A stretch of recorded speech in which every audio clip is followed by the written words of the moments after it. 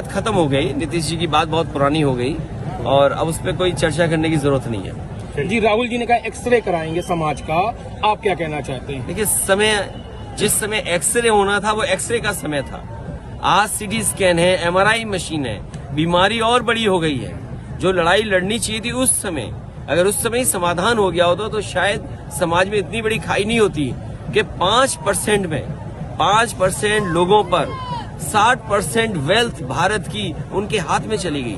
कोई कल्पना कर सकता है कि भारत इतना बड़ा देश, 140 करोड़ आबादी का देश, और 5% लोगों पर पूरी की पूरी धन दौलत हो देश की?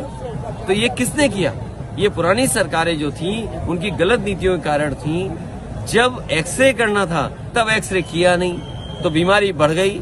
आज एमआरआई सीटी स्कैन की जरूरत है। मुझे उम्मीद है कि जब कभी भी समाजवादियों को मौका मिलेगा सबसे पहले जाति गणना कराई जाएगी। कांग्रेस वो पार्टी है जिसने आजादी के बाद जाति गणना नहीं कराई।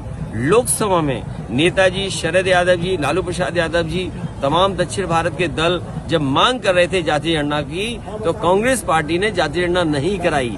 आज क्यों जाति गणना कराना चाहते हैं? क्योंकि वो जानते हैं कि उनका ट्रेडिशनल वोट उनके पास नहीं है। वो पिछड़े दलित और आदिवासियों की तरफ देख रहे हैं। पिछड़े दलित आदिवासी भी जानते हैं कि आजादी के बाद धोखा उन्होंने दिया, इसलिए इस बार उनकी कहीं बात बनने वाली। इंडिया गठबंधन कैसे चलेगा ऐसे में? इंडिया गठबंधन आगे देखा जाएगा।